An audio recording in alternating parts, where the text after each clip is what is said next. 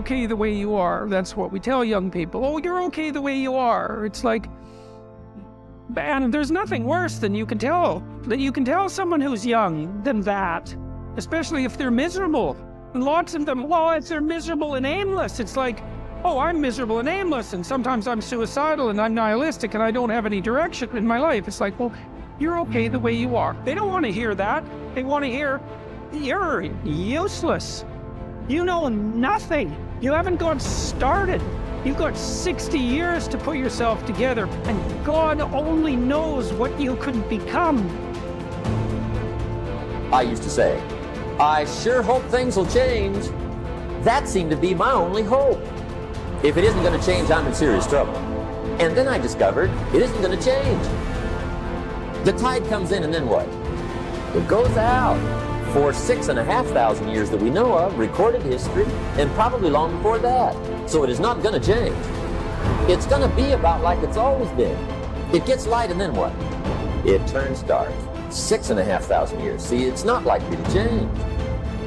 Mr. Schultz said, Jim, I've only known you a short time. But he said, it's already my honest opinion that for things to change for you, you've got to change.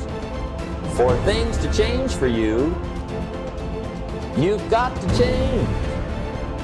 Otherwise, it isn't going to change. Direction determines destination. You cannot change destination. It means you can't arrive at a 5-year place tomorrow. But here's what you can change today and overnight. When we look out on our lives, you ask the question, what are you going to do?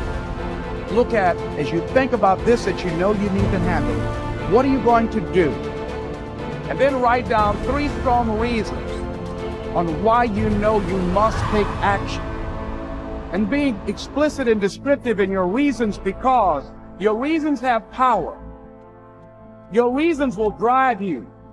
When you have doubt, when your faith becomes weak, your reasons will fortify your faith. When you have an inner conversation, say, no, don't do that. Your reasons will become your rod and your staff to comfort you, to take you through those challenging moments. So write down your reasons. And what you will find, that when you decide to act, when you decide to take life on, and let me warn you, it can be painful, it will be uncomfortable, and that's where the growth is. Luck is a word that people usually use to describe things that happen that they don't understand and can't explain. You, like everyone else, have a strong need to make sense of your life and what is going on around you. Psychologists call this a need for a sense of coherence or an understanding of how things hang together. When this sense of coherence is threatened by things that seem to happen by chance, either positive or negative, we reassert mental order and peace of mind by writing it off to luck of some kind. Once you can say, he or she was just lucky, or I just got a lucky break, it gives you a sense of comfort and security and enables you to stop thinking about how and why a particular thing happened, even though it might have been a remarkable coincidence.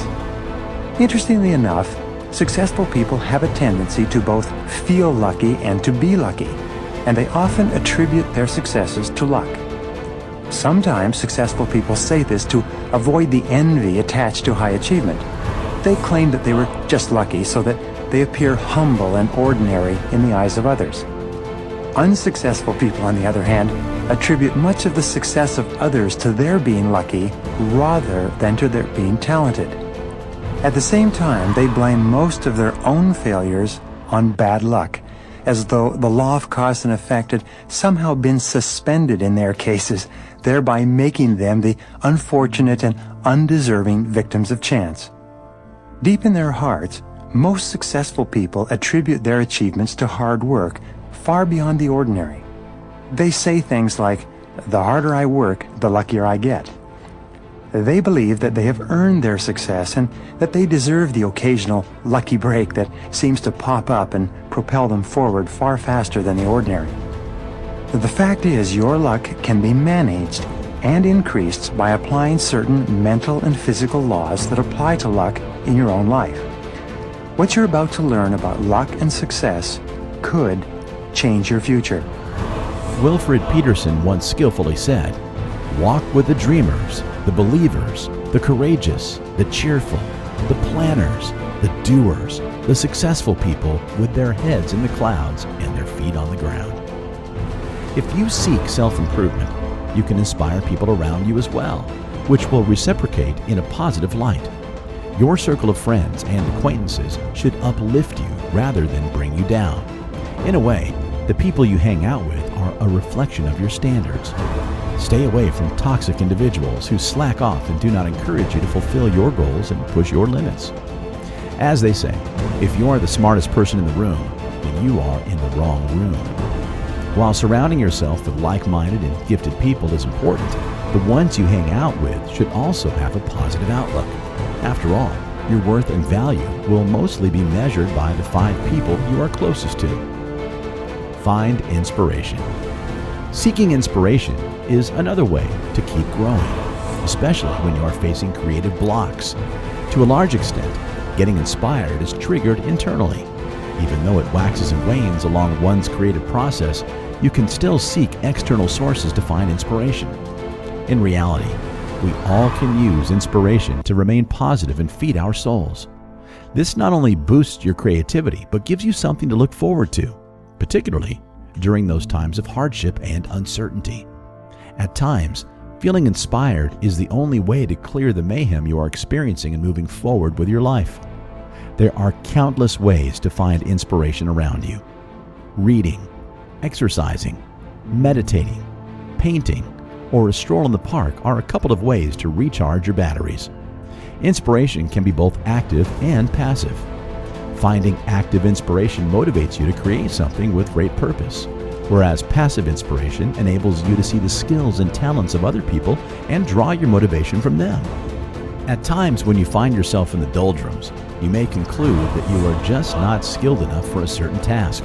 In truth, you simply lack inspiration for the creative juices to flow.